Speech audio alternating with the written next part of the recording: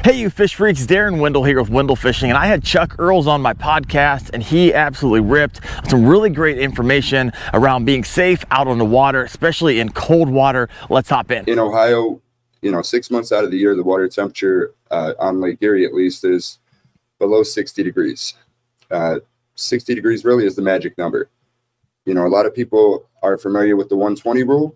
It's in the comments right now. Yeah. Yeah, you could just take that roll and throw it in the garbage because that's where it belongs. First of all, if the water temperature is 40 degrees and the air temperature is 80 degrees and you cannot get back out of the water into your kayak, you're still going to die. The outcome is still the same. So that rule, just disregard it. Focus on 60 degrees. Explain the rule. So basically the 120 rule says if the air temperature plus the water temperature equals 120 degrees, then you don't need any thermal protection. Going back to that scenario, 40 degree water temperature, 80 degree air temperature, that's 120 degrees. But if you're offshore floating around, you can't get back in your boat or your kayak, or the boat sank and you're waiting to be rescued, the outcome's still going to be the same. Right. So invest in a dry suit, just a good reputable brand, Kokatat, NRS, Stolakoist, Level 6, somebody that makes a good quality dry suit. At the end of the day, you don't want to risk your life with a knockoff company off of Amazon, that is just kind of getting on the dry suit craze. And it's not a craze. It's because people are becoming wiser and they want to make it back to their loved ones. So that's why, people are buying dry suits. You see everybody in dry suits now, which is really cool. I had to do a lot of digging when I first started to educate myself. Yeah. And, I look around the community now and it's the butterfly effect. Everybody is just, sharing the safety knowledge and looking out for each other, Yeah. There's a whole list of safety stuff that I take into account, but that's definitely the biggest. Next, I would say, leave a float plan, let people know where you're going, where you're launching from. Maybe, if it's your wife or something, you can give her the GPS coordinates. Don't trust anybody else with those. You don't want to give away your fishing spots. No, but seriously, like you could go on the U.S. Coast Guard's website and leave a float plan there. You can. I didn't know that. Yep. Wow. That way, if they're looking for you, they at least know where to start. Sure, and they can do the math on the way in and know exactly, roughly where you would be, right? Yep. And another thing to consider is, excuse me, 2 is 1 and 1 is none, right? Yep. So having multiple forms of safety gear or communication devices like your cell phone. Obviously, your cell phone is a main form. It's also a great resource to check the forecast and the radar, maybe the lightning map, the live weather buoys out there, and get your knowledge. But if you're in distress, you need to let somebody know that you're in distress. Lake Erie is a very big body of water. So if nobody's nearby, or if you don't have a flare or you don't have a signaling device that's loud enough or bright enough to reach, the closest person, who knows what's going to happen. It could be simple as just floating over to Canada, and spending 3.5 days on the lake, like my neighbor Jerry Godig. What? Tell that story. Yeah. So, well, I'll tell you what. Let me go through the communication devices, and then we'll get into that story. Yeah, we're definitely not going to forget about that story. The next thing that I carry is a VHF radio. Yep. That way I can communicate with, nearby vessels or the Coast Guard. If I'm close enough, hopefully. They do have tall radio towers, but with a personal handheld VHF radio, it is limited. It's line of sight. So I followed that up with actually a personal locator beacon. Oh, there you go. That goes off the satellites. It's guaranteed to work. Guaranteed to send your signal to the people that are going to come out and save you. And when they come out, you also have a homing signal. So as you drift, they can come get you. It's pinging. Yeah. And when my neighbor was lost out there, it was 30 years ago. So there was probably personal locator beacons or EPIRBs. I don't know how affordable or how available they were, but they didn't have one. So they were heading over to Put-in-Bay for a walleye tournament. Okay. In a kayak or boat? No, they were in a 21-foot wellcraft. Okay. With a cuddy, like a little cabin in the front. And they had a big bag phone. You know, that story is they set it next to the compass. I don't know. I've never dug into the frequencies or anything, but apparently the bag phone messed up the compass in some way. Oh, jacked it up. All right. Yeah, and then the fog rolled in, you know, because it was springtime. The water temp was like 46, 47 degrees. The fog rolled in. The compass went out. They were all three young at the time. The captain of the vessel said, you know, I've made this route, you know, a million times. No big deal. Right. So he keeps going. Eventually, they run out of gas. Oh, jeez. And then they're adrift. So he gets on the bag phone. He's talking to the Marblehead Coast Guard, I think, trying to communicate with them, and they have no idea where these guys are. They don't have GPS location. They're struggling to find them, you know. And it was, I think he said it was 3 to 5s. It was starting to get a little dicey out there, and it was colder. So there was some times where they actually had to call off the search for the night. Oh, and, wow. You know, they were just adrift, or at one point, I believe they did drop anchor. But they didn't have any gear or anything like that on there. They had a cooler full of Jack Daniels beer and ice. So they actually ended up sucking on ice cubes to rehydrate themselves. No food, you know, typical. Just Jack. Probably, you know, I don't know, mid-20s, you know. We all make mistakes when we're young. I mean, it's funny now, not funny then. 3 to 5s, yeah. Those are no joke, right? That's a rough night, folks. Oh yeah. When I swam across Lake Michigan, it was 5s, and I was just going up and down in the waves for a few hours. It's not a good time. Oh yeah. And it's wet, you know, and if the at night the temperatures were dropping, so they were taking turns climbing in that cuddy just to try to warm up to fight off hypothermia. Oh man, that starts getting scary real fast. Oh yeah, you know, and eventually they just drifted over to the Canadian shoreline to a spot where they could identify some landmarks, and the cuddy captain over there, or the charter, or the cuddy captain with the Canadian Coast Guard, you know, recognized the landmark, and they finally were rescued. 3 days? 3.5 days, yeah. That's terrifying for everyone around, right? Your parents at home and all. I mean, it's just, oh my gosh. Into perspective, yeah. You know, how big this body of water is. And that's why I carry that personal locator beacon, because, you know, within 5 minutes of you setting that thing off, they know that you're in distress, and, you know, they're already on the move. They know where you're at. Yeah. Have you ever had to actually use one? I have never had to use one in an emergency situation. I have accidentally oops, set it off a couple of times. What happens? Yeah, this is a little test. What actually happens? Well, first thing that happens is your phone starts blowing up. You get a call from Fish and Wildlife, U.S. Coast Guard, probably the local law enforcement. Oh wow! You know, they want to know, hey, are you okay? Well, first they ask if you know who you are. Yeah. And are you okay? And then they verify your GPS coordinates. Got it. And you know, if you don't answer that phone call, or at least one of them, they're going. You know, they're calling your emergency contact, because that personal locator beacon is registered to me. Okay. And you know, they're basically talking with them to come up with a plan of what to do. You know, is this like him? Does he usually, you know, not answer his phone out there? Right. You think the phone went dead? You think he's okay? And you know, your loved ones, your emergency contact knows you the best. They're going to say, no, I'm worried about him. I think you need to go out and look for him. Right. You know, especially if it's cold. Right. If it's cool water. We lose people every year from the boats on Lake Erie. You know, and from time to time we do lose kayakers, unfortunately. When I was in Portugal for the Kayak Fishing World Championship in 2022. Definitely want to talk about that, by the way. Keep going. We lost a young man out there. No, in the tournament? No, on Lake Erie.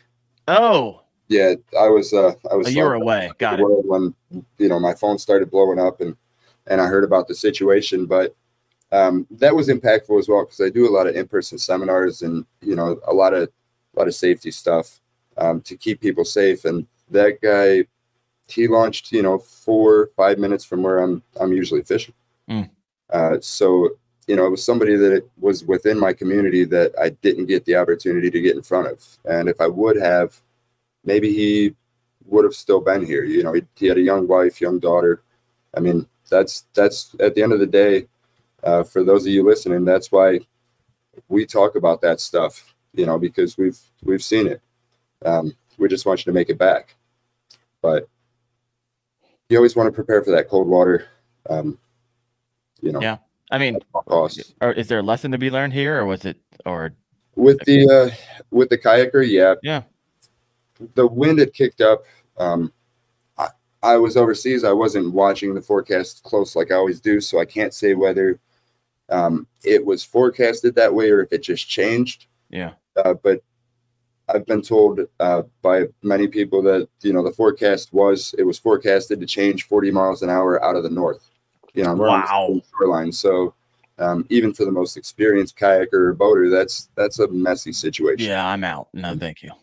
And he was in a sit-inside kayak, wearing shorts and a t-shirt. It was a warmer day. You know, air temperature was warm. Water temp was 47 degrees. Oh, wow. The wind kicked up. His wife and his wife's friend made it back to shore. He flipped over, called his wife, said he couldn't get back in his kayak, and then the phone went dead. Probably had never practiced. Most people don't take that value of practicing. And I'll tell you what, if you go out there and you flip your kayak over on purpose once, you'll be amazed at the stability and the understanding that you get from doing that. You know, you get intimate with your vessel. Like, what, about a month ago or so, maybe a little bit longer, had the dog out, and I had my phone tethered, but he was barking at me. I wasn't paying attention. I clipped it to one of the zipper pulls of my life jacket, and he was messing around. I finally pulled him back into the kayak. I lifted my leg to let him go by, and I got hit by a wave, and I fell off the front. Okay. I was back in my kayak in less than a second. Right. Maybe a half a second. Just, it's muscle memory. Just because I practiced that so many times. I did end up losing my phone because it fell out of my pocket, and I kicked it when I re-entered and pulled the whole zipper pull off. So that's a great lesson there. But back to the other gentleman, you know, just not taking unnecessary risks, and pay attention to the forecast. It doesn't matter what body of water you're going on, even rivers. You know, sometimes the river, we might have a lot of rain that's starting to blow out the river, and you don't realize what the current is. So he was found, I think, 2 months later in New York, and his kayak was found in Canada. So it was found in New York? Yeah, in New York. Currents took him up to New York. Yeah. Well, you know, Lake Erie replaces all the water inside the lake in every 2.6 years. Got it. So it's moving pretty good click. That's a lot of water to move. A lot of water. It goes right over Niagara, you know. And you know, going back to the North Carolina thing, I remember the family just pleading anybody that was out there fishing, like, watch your radar, watch your sonar. If you see something, you know, say something. So fortunately he was found, and hopefully, you know, he didn't die in vain, and some people learned from that situation. Yeah, still learning to this day. Yeah. You know, we just had another guy, I guess he flipped over, he got separated from his kayak, and didn't have his life jacket. I don't know if it was on the kayak or he didn't bring one at all. I mean, you'd be amazed at how many people go on Lake Erie without a life jacket or without even a thought. Just, I'm a good swimmer, right? Yep, that's the excuse. He spent 11 hours offshore treading. Well, somehow, some way, a miracle, he came across a 5-gallon bucket. Are you kidding me? He flipped it. Wow. For 11 hours. And there's video footage of him trying to swim to shore, and the current ripping him back out. Yep. You know, because we do have live cameras along the lakeshore. So that's a perfect example. Here's somebody that is healthy enough to survive 11 hours offshore, holding onto a bucket that he found probably after swimming a bunch in 70-degree water, you know, that couldn't even make it back to shore. And fortunately, he was found by a fisherman out by the Cleveland Crib, if anybody knows where that is. Okay. It's almost 4 miles offshore. And he lived to tell about it. That's amazing. Everything you just told me, one, it would never made it, didn't find the rando bucket. Right. And two, a fisherman miles offshore. Well, I mean, the Cleveland Crib is kind of a hot spot for perch and some other species at times. So it's definitely something that does have a little bit of traffic to it. But wow, I mean, just the 11 hours, you know, out there clinging. I'd really like to, I can't imagine what that guy's feeling. I'm sure it's going to take some time. But at some point, I'd love the opportunity to have him, you know, on my podcast and just learn from the situation. Yeah, 100%. Well, I got some questions. There's some questions in here. Matt Dillon has a question. We've got a few of them here. One, Matt Dillon has a question for you. Chuck, we're going to hear about your spill. Now, I honestly don't know what he's talking about, but I'm sure you do. So, spill. He's probably talking about my spill on the New River. Oh, you're on the New River. Yeah, so on the way back from North Carolina, Wade Clements from Yak Attack called me, and you know, I'd been in North Carolina. I hadn't been on social media, but Timmy Dixon was putting on a river cleanup down there. So I figured, you know, I might as well. It's on the way. I went over there and helped with that. And then the last day before we were heading back to Farmville, you know, we got out and did a little bit of fishing. And I thought it was, you know, I'm not a whitewater guy. I don't have any experience in that stuff, more than a couple of ripples. You know, I understand how the water moves offshore and stuff like that. But, you know, rivers, there's a lot that I don't know. Yeah. And the New River, folks, if you don't know, the New River and the Gauley River, these are whitewater rafting. In some sections, obviously not the section you were in, Chuck, or class 5, right? World renowned whitewater rafting. So it's one of them's dam fed, and so you know it can get wild. I've been on it, been whitewater rafting. It's a blast. Great smallmouth fishing in other sections, but still a little wild and crazy. Oh yeah, yeah. And the section we were in was class 2s. Okay.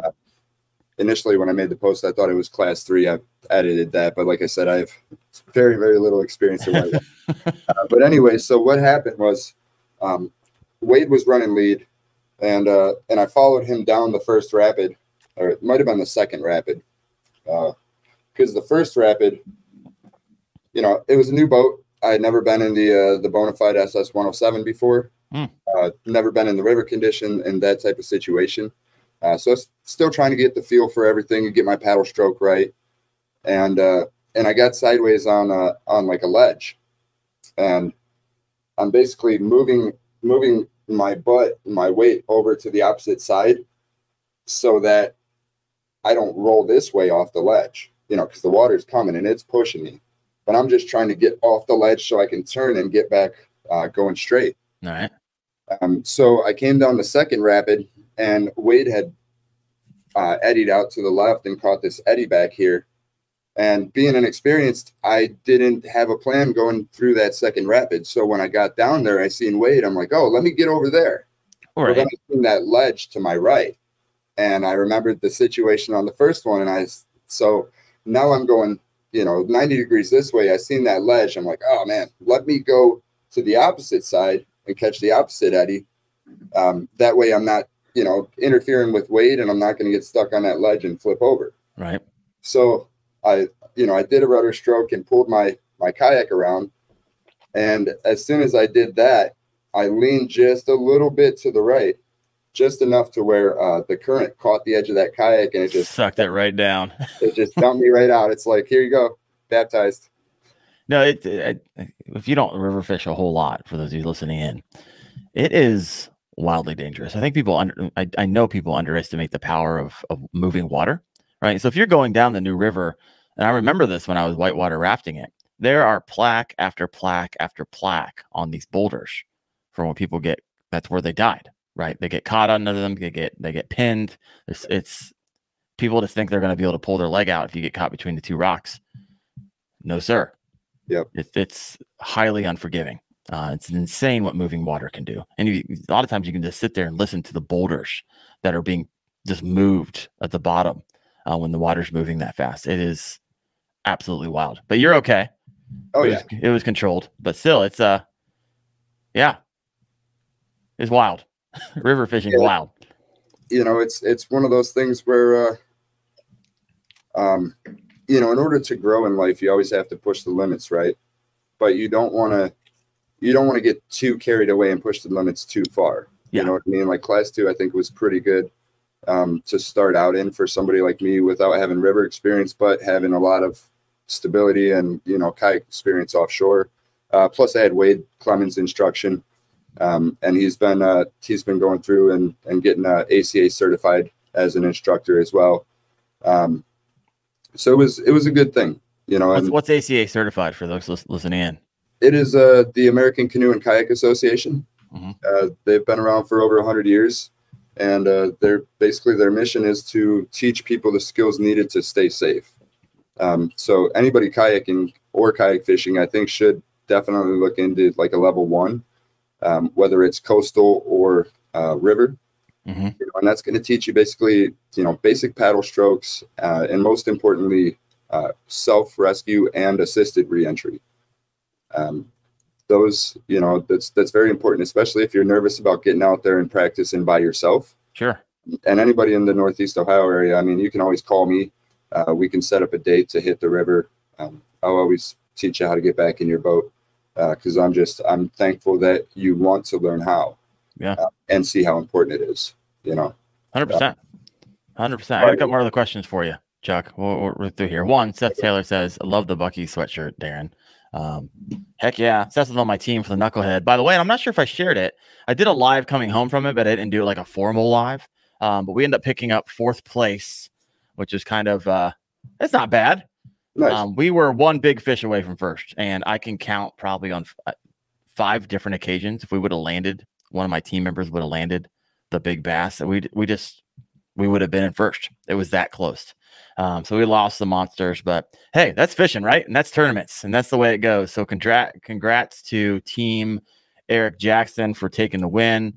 I think it was followed up by Greenfish 2, followed up by Fluke Master, and then we were about a 3/4 of an inch behind Fluke Master. But it was a blast, and look forward to doing that again next year. A question from Matt Dillon. Chuck, do you carry a throw ring or a throw cushion on your kayak? I don't carry either.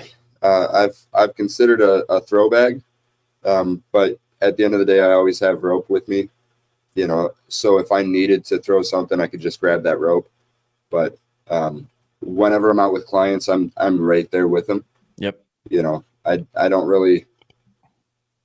It's nice on a boat when you have that high gunner when you can't really reach down into the water. Yep. But you know, with my kayak, like even when I rescued that jet skier that was sinking, I basically pulled him right onto the front of my kayak, you know, so I don't really have to reach down. Or you just glossed over that story. You rescued a jet skier that was sinking. Oh yeah, I didn't know about that one.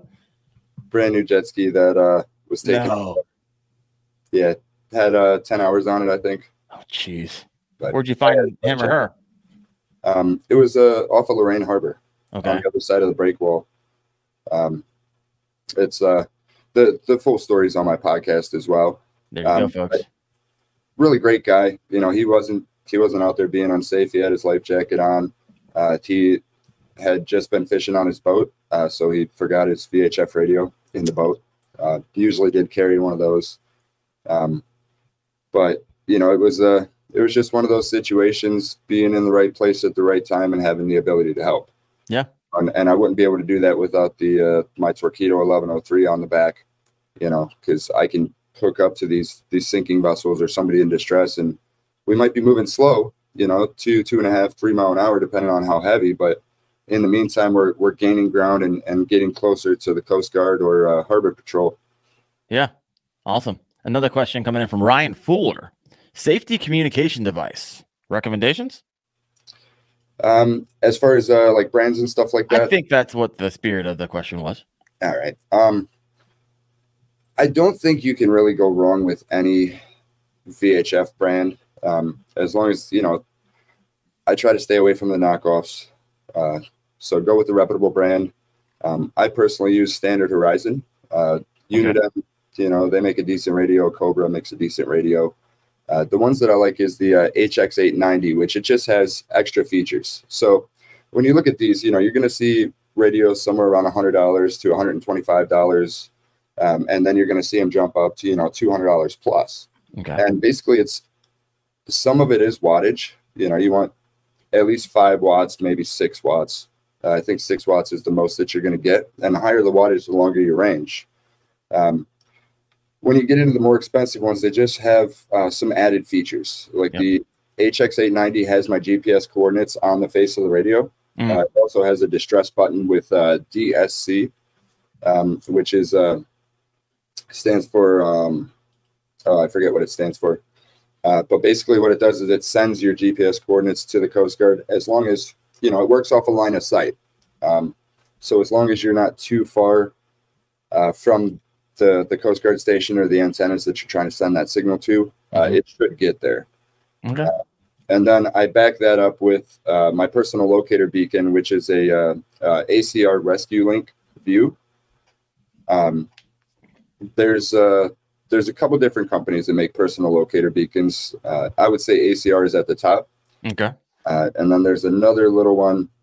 I can't think of the name. It's a little bit smaller, kind of like a square pack like that. A little bit more affordable, a little bit less features. Okay. But, at the end of the day, it's going to get the job done as well. All right. So I want to switch gears on us a little bit. Thank you so much for walk. I can't believe we're already 43 minutes into this show.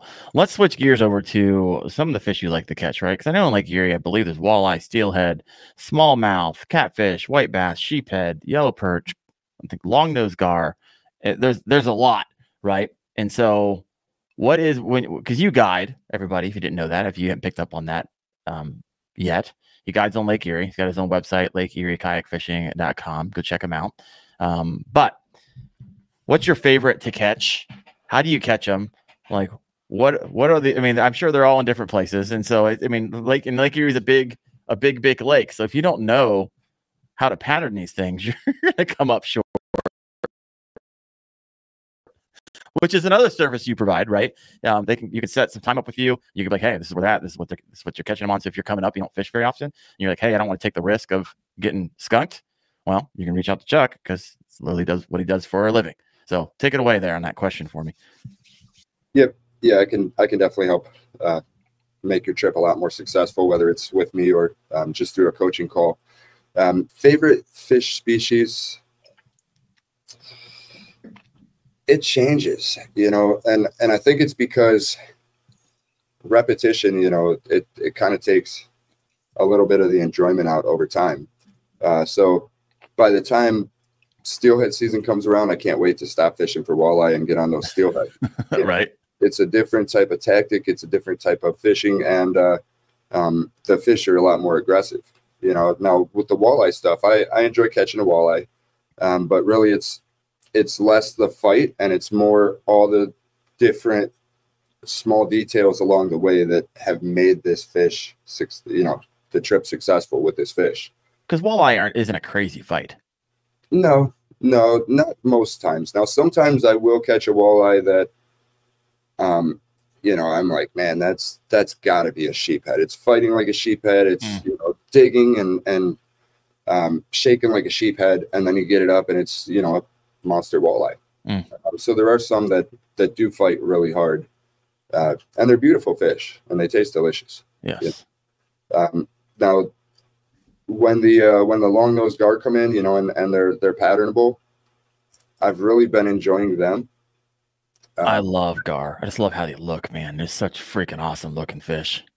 They really are, and they're so like dinosaurs. They're so kind of freaking dinosaur. That's what it feels like. Yeah, and I'm throwing a rope fly, so I'm not using. You can use like live bait on a circle hook, and there's a process you gotta, because they come in and kill the bait fish first, or at least wound it. Okay. And then they'll come in for a second attack, and that's when they actually eat the fish. So if you're fishing with live bait, you want to wait after that first strike and wait till they start actually eating it. That way you get that circle hook in the back, because anywhere on the bill, It's solid bone. Right. You're not going to set that. You're Right. gonna miss it. Okay. So you said a rope fly. Is that where you kind of get it stuck in their teeth? Is that kind of the idea behind? Okay. Explain that to people, because I've heard people talk about it. I've never fished that strategy before. So a rope fly doesn't necessarily mean like fly fishing. Right. You can, obviously, I think that would be actually a blast, because a lot of times, you're sight fishing for them. But anything can be a rope fly. If you think about it, how many times have you thrown like a spinner bait or a crankbait or something like that, and you keep getting hit, or maybe you see the gar follow it. Yeah. It's attracted to it. You can turn that into a rope fly with a simple fly tying kit, and some nylon rope.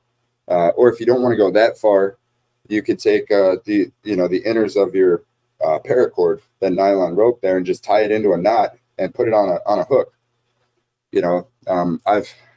I had a client catch a 36-incher on a Ned rig head and a piece of paracord that was tied in a knot, put on the hook, because that's all I had. And he had an awesome day. He was an older guy, and he's like, man, this is the best day of fishing I've ever had. And I remembered seeing the gar the day before, and we're on the way back. I'm like, all right, well, we might as well finish it out with a bang. So I'm over there like trying to find whatever I had on the kayak to make this lure, and handed it to him. He probably thought I was nuts. Yeah, right. But man, within 3 minutes, that fish was on. Really? Oh yeah, it was an awesome time. Nolan in here. He's saying 28-incher is a heck of a good one. Congrats on that bad boy. On what, the gar? I think the gar. Yeah, I mean, help everyone kind of understand, because most people, I would say, don't walleye fish, don't long nose gar fish. Yeah. And so, what's a really good walleye? What's a really good sheephead? What's a really good gar, like trophy fish? So the long nose gar, if I remember correctly, I believe it was 34 inches or 36 inches. It was actually a Fish Ohio for him. Okay. Explain Fish Ohio for people, because it's kind of obviously unique to Ohio. Yeah. With pins and all this. And, depending on which state you live in, I'm trying to find this picture for you guys. Depending on which state you live in, they have similar programs where they just reward the angler. And it's a little bit of a couple things. Number one, they're getting data on the fishery, right? Because you're turning in your fish. You're not necessarily giving them GPS locations or anything like that, but general vicinity of where it was caught. And in return, they're giving you maybe a cool certificate or a patch, or like Ohio does the Fish Ohio pins. Yep. And just commemorates your catch. And in Ohio, if you get 4 different species, you get like a master angler pin. Yep. So it's great for kids or people that, they're new to the fishery, or, they're evolving as an angler, and it's a way to challenge yourself, As far as a walleye, so the Lake Erie Walleye Fall Brawl is going on right now, and the Walleye Slam, which is biggest walleye tournaments in the world. Oh, wow. They go on for a month and a half, and unfortunately, it's too late to register, so you can't get in this year, but you could definitely get in next year. I think it's $35 to register. Month and a half long fishing, and both tournaments, first and second place. I think this year they're both boats. I think the Fall Brawl is a 622 Ranger, fully outfitted, and second place is a 621 Ranger. So just to give you a scope of things, it's a $130,000 boat for first place, and maybe $120,000 for second place, and third place generally down is cash. So for a $35 entry fee, it's a great way to get out there and have some fun with your buddies, your family. But back to the cold water stuff. Remember, really quick before you hop out of that conversation, Cleveland's known for walleye fishing. Unfortunately, not in a good way. Was that the same tournaments that the weights and fish fiasco last year, or connected? Well, the Lake Erie Walleye Trail and the Walleye Fall Brawl are owned by the same guy. But that was during the Lake Erie Walleye Trail Championship, I believe 2 years ago, 2022. It was unbelievable. I couldn't believe my eyes when Jason cut those fish open and those weights fell out. I mean, they were the size of an egg. You take an egg that's lead 8 pounds of lead and 5 fish. Oh my gosh. But the silver lining of all that is we got rid of some trash that didn't belong in the fishing industry. Yeah, 100%. There's going to be bad people everywhere, unfortunately. But we got rid of them. We got back to the community stuff that it's about, because Lake Erie Walleye Trail and the Fall Brawl, I mean, you do it with your family. There's women's event or women's divisions and kids divisions, and it's a way to get out there and enjoy the sport with your family. So there's no room for that other stuff. But what I was going to say, back to that cold water stuff, if you are going to go out there and compete or go out and catch trophy walleye this time of year, remember the water temperature is below 60 degrees. I believe it's right at like 61 last time I checked. So just be prepared for that. Maybe wear your life jacket if you're on a boat, even if you're on a boat, because when things go wrong, you only have a handful of minutes in that water before that's it. Yeah. And the one thing, people have fallen out of boats many times over the years and went under and never came back up. There's a term for that. It's always been called the sudden disappearance syndrome. And a lot of times it's because the water temperature is so cold. When they fall out without a life jacket, they gasp and they fill their lungs with water, and then they just sink down to the bottom. Yeah. Like, what do they say? Lake Superior never gives up its dead, right? Because the water never gets above 46 degrees. Oh, really? Yeah, it's freaking cold. So just take that into account. Even if you are on a boat, I personally feel way more safe and prepared on my kayak than on any big boat.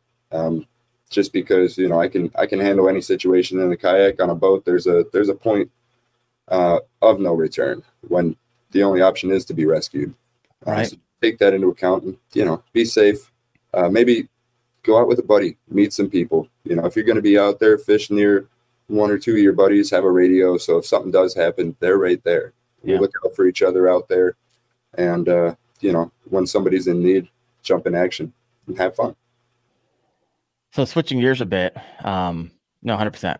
Great. Thank you for sharing all that stuff. I think it's super important. I think people have a tendency to be like, oh, here we go, the life jacket conversation again. Good. That's exactly what it's supposed to be, because there's still a lot of people not wearing them. And unfortunately, in Ohio, the law isn't that you have to wear it. The law is that you just have to have it on your vessel, which does you zero good when it's shoved up into your hatch underneath a ton of stuff. Right. You don't, it's not like when you leave the life jackets when you can't swim. That's the whole point. Having it shoved on, it's bizarre to me, our laws that we have here in Ohio, and it's different for everybody. And I want to say one thing to everybody that's listening. Like I'm not here to tell you what to do. It's your life and your decision. I'm just here to share some insight with you and some things to think about, so that you can make the right decision for yourself and your family. It's not my job to police you or babysit you or preach to you. I'm just trying to share my knowledge, my experience, and the lessons I've learned over the years, so that you can increase your knowledge. No, 100%. So walleye, steelhead, smallmouth, catfish, white bass, sheephead, yellow perch, longnose gar. What's your favorite? Like right now? Right now, definitely steelhead. Okay. But I do enjoy going out mid-January, early mid-January, and catching monster walleye. So you say mid-January. Mid-January is freaking cold around here. I mean, it's like... It is very cold. It's stupid cold. So you like extreme weather fishing, which I'm going to be honest with you. When it comes mid-January, I'm start jonesing for a fish around here. Yeah. I'm telling you what, January, February, March, it is a painful time for us Northeast Ohio, those who live up here. And so I might just call you up, Chuck. Like, I need a monster walleye in mid-January. I didn't even know that was even an option, to be completely honest with you. So how do you catch? I mean, what's a monster walleye? Like 25 north? 25 no, the fish that'll probably take first place in the two tournaments is probably going to be 13.5, 14 pounds. How many inches is that? Maybe, depending on the fish, 32, 34. Oh, really? Okay, wow, that's big walleye. Yeah. I mean, that's a big fish. Yeah. My personal best was it was 31.5 inches, but it was only 10.5 pounds. So it was spring time. It had already spawned out.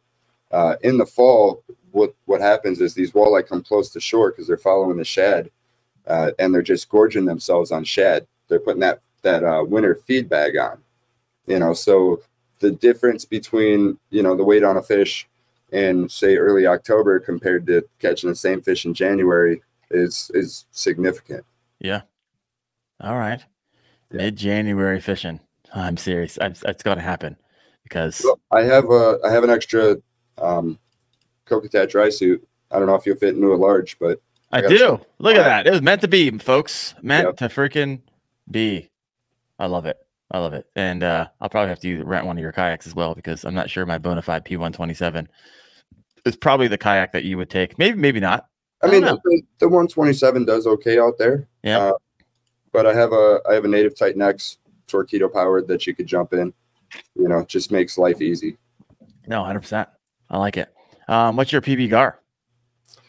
My PB GAR, I think was,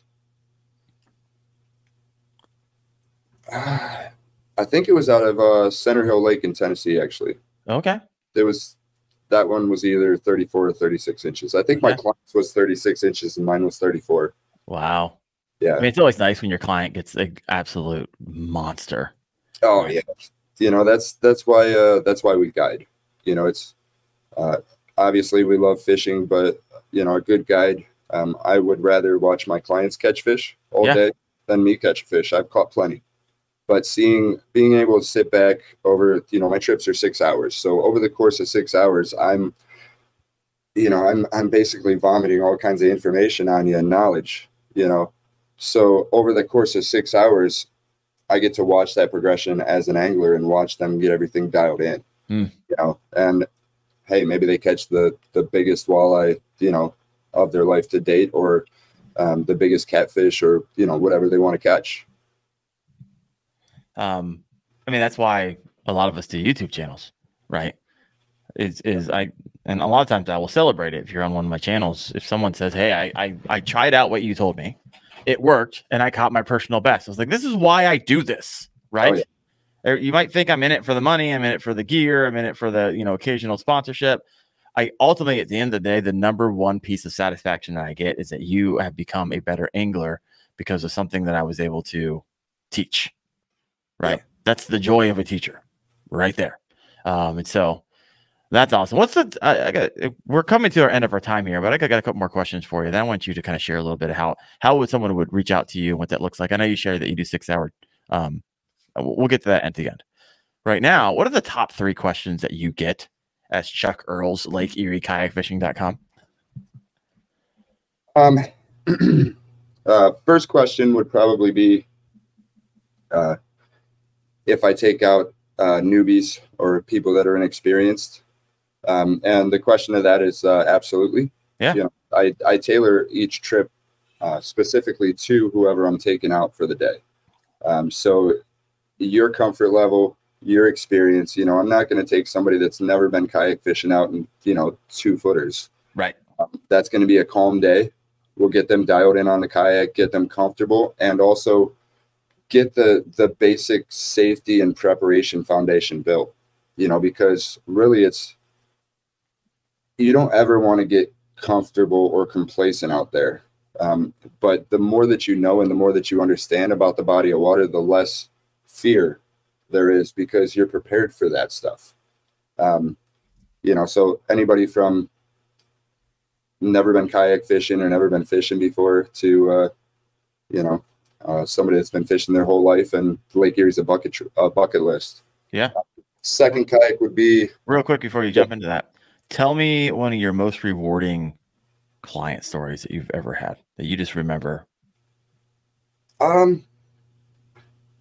So I think it was about 3 years ago, maybe 4.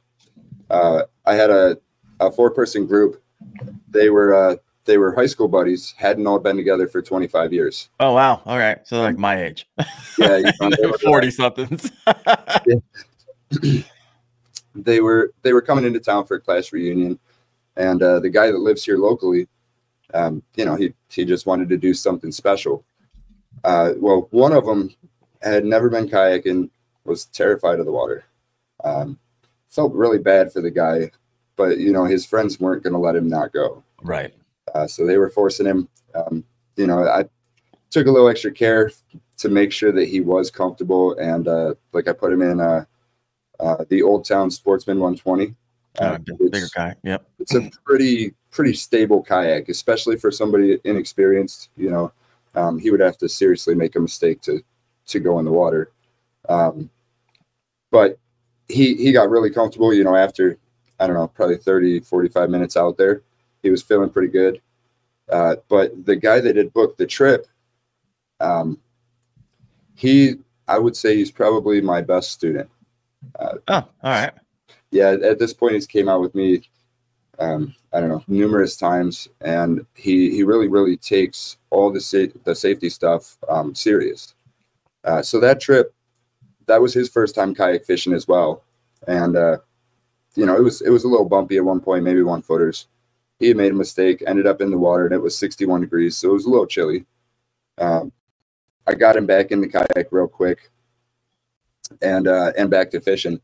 But he's told me numerous times that's the reason why he's so safe and he takes all that stuff seriously, because he flipped over out there and, I could see the panic in his eyes. He didn't know where he was, what he was going to do. Mm-hmm. It's the deer in the headlights look, anybody that's never practiced reentry, they're just going to grab that other side of the kayak and roll it over with him. Right. So he's my best student for sure. Right. And I'd say that's probably, there's too many memorial. See, you went safety on me. I thought you were going to go, homie caught the biggest fish of his life and was just ecstatic. That's where I thought you were going with that, to be honest with you. Well, I already said that, but the long-nosed gar. All right, the long-nosed gar. All right, right on. I'm going to use that story. Yeah. Do you ever get skunked out there guiding? Of course, everything, it is fishing. Yeah. But it's also Lake Erie. And if you know what you're doing and you have preparations for everything, chances are you're going to at least catch some fish. Yeah. A lot of times I don't fish when I'm guiding. I want to be 100% focused on the client. That way I can give advice and work through their struggles. Yep. And a lot of times, I'm looking at them and I might chuckle because I remember me doing the exact same thing, Nope. and I give them a tip, and they fix that problem real quick and they get dialed in. But sometimes it takes a little bit longer or the conditions are a little tougher. So, near the end of the day, I might end up dropping some lines just to try to get some extra fish to make sure that they go home with at least with, a couple of fish to eat or hopefully their limit of 6. Right. But, just like any body of water, sometimes the fish just don't cooperate. But it is very rare. Yeah, it happens. It's fishing. I can't pick up and move 40, 50 miles like the boat guys can to get on active fish. Oh, I love it. Other questions you get? I'm curious. Any major questions that you get outside of as Chuck Earls? Like, what are you kind of known for? Lake Erie kayak fishing. I know you do rigging, you do repairs. You get a lot of people coming to you with cracked kayaks and this and that. Yeah, motorizations, fish finder installs, stuff like that. I also, talk a lot about cold water safety and stuff. So I answer a lot of questions. I'm getting people in dry suits and prepared for that. I am ACA certified instructor as well. So I do, paddling strokes and self-rescue classes and dry suit testing as well.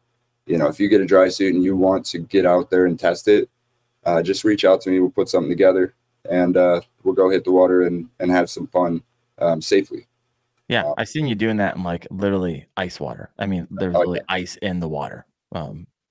Yeah. Wild. Hey guys, hopefully you enjoyed that cut of that podcast with Chuck Earls. Now, if you're out there fishing in cold water, I just did a video of how to outfish your friends in November. And how I broke up that video is I created more of a tactical video of how to catch bass and what lures to catch them in between the ranges of 60 to 70 degrees, from 65 to 70 degrees, from 60 to 65, 50 to 60, and sub 50 degree water. What are the best lures for that? You can check that out right there. Thanks for watching, guys. See ya.